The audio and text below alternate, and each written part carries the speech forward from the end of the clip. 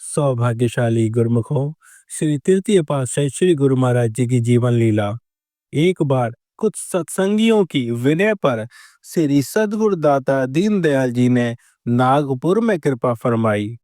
गुरुमुखों ने आपका भावहीन स्वागत किया।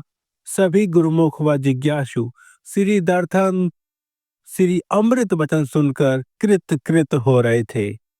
3-4 दिन तक सत्संग चला। उसके बाद जब आप वहां से अन्य स्थान पर पधारने लगे तो गुरुमुखों ने काफी विनती की कि हे प्रभु, कुछ दिन और यहाँ पर रहकर गुरुमुखों की प्यास बुझाइए। आपने फरमाया, अब हमें अन्य स्थान पर अवश्य जाना है। आपकी मौज को देखकर गुरुमुखों ने रेलगाड़ी का प्रथम श्रेणी का डिब्बा रिजर्व कर दिया। अतः आप नियत समय पर अपने सेवादारों तथा गुरुमुखों सहित प्लेटफॉर्म पर पहुंचे। रेलगाड़ी आई और आप कंपार्टमेंट में विराजमान हो गए। सारी संगत प्रेम विभोर होकर प्रेमाश्रु बहाती हुई आपके श्री दर्शन कर रो रही थी। प्लेटफॉर्म पर कुछ दूरी पर 3-4 अंग्रेज आश्चर्य से ये दृश्य को देख रहे थे। उन्होंने आपस में इस बात की चर्चा अंग्रेजी में की, भारतवर्ष संत महापुरुषों ऋषि मुनियों की तपोभूमि है।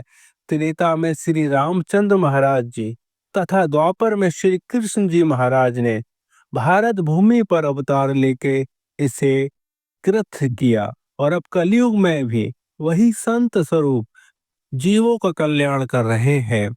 ये भी वही अवतार प्रतीत होते हैं। पास में ही सुख सागरानंद जी ने उनकी बातों को सुन रहे थे। प्लेटफॉर्म से गाड़ी ने प्रस्थान किया। सब संगत प्रेमाश्रु बहाती हुई अपने घरों को लौट गई। महात्मा जी ने उन अंग्रेजों से कहा, सत्य है आपकी बातें, लेकिन परख की दृष्टि रखने वाले ही इस संत रूप भगवान को पहचान सकते हैं।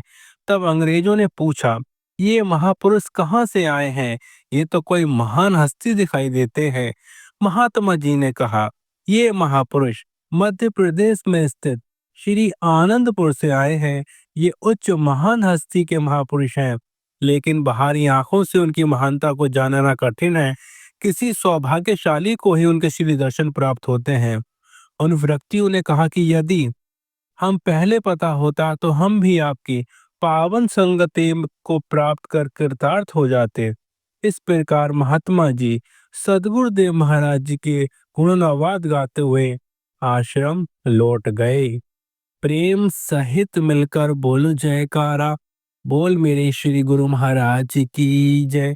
सौभाग्यशाली गुरुमुखों, अगर आप सभी गुरुमुखों को श्री लीला पसंद आई है तो श्री लीला को गुरुमुख जन तक अवश्य शेयर करें, ताकि वह भी घर बैठे बैठे परम लाभ प्राप्त कर सकें।